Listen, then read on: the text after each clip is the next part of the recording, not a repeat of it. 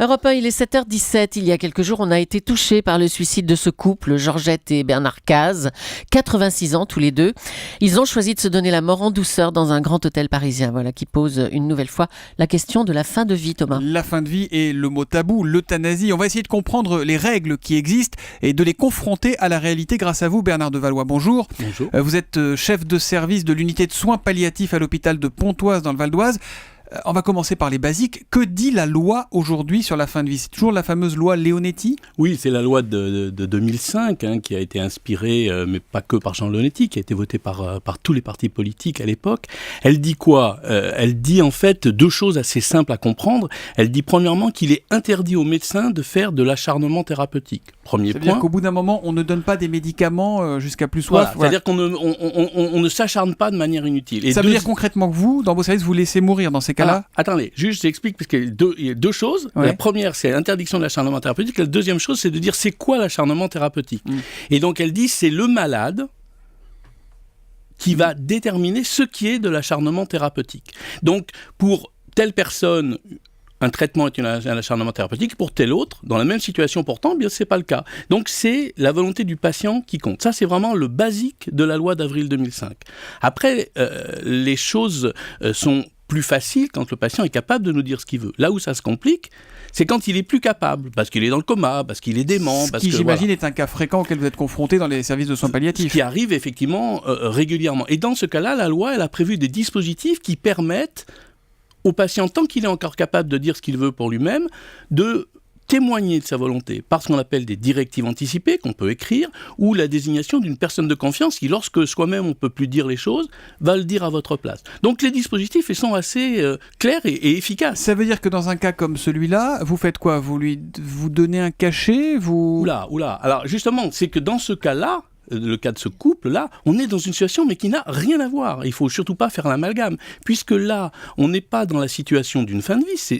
Ce couple n'était pas en fin de vie, il était âgé, mais ce n'est pas une maladie d'être âgé. Il faut le rappeler ici, pour que tout le monde comprenne bien que la vieillesse n'est pas une maladie. Et donc, en fait, on est dans une problématique complètement différente, qui n'a finalement pas grand-chose à voir avec la fin de la vie, qui est la revendication, qui est un courant qui existe depuis des centaines d'années, qui réclame le droit au suicide assisté. C'est ce qui existe en Suisse, par exemple.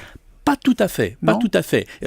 En Suisse, effectivement, il y a une faille du code pénal qui fait que des bénévoles peuvent venir aider quelqu'un à suicider, ce qui est strictement interdit en France. Depuis une loi des années 80, toute incitation au suicide est interdite. Donc, en fait, ce que réclamait ce couple, et cette histoire qui est très médiatique et très médiatisée, c'est pas tout à fait tout le monde qui peut se payer une chambre au Lutetia et mettre en scène un petit peu son suicide. Malheureusement, le suicide... semble-t-il en faire un symbole aussi, et faire passer le suicide des personnes âgées est un vrai problème en France. Mais on fait des campagnes pour éviter la prévention du suicide. Eux, ce qu'ils réclamaient, avec un courant de pensée qui est respectable, mais on n'est pas obligé de partager cette opinion, pensent que finalement, l'État devrait assurer à tous ceux qui veulent se suicider la possibilité de se suicider en ayant une pilule. C'est ce qui se passe en Oregon, pour être précis, c'est un des États des États-Unis, et effectivement, voilà, il y a cette possibilité-là, c'est une des possibilités qui aujourd'hui est mise au débat. Alors la fin de vie, c'est un sujet qui est aussi vaste que le nombre de patients auxquels vous êtes confrontés.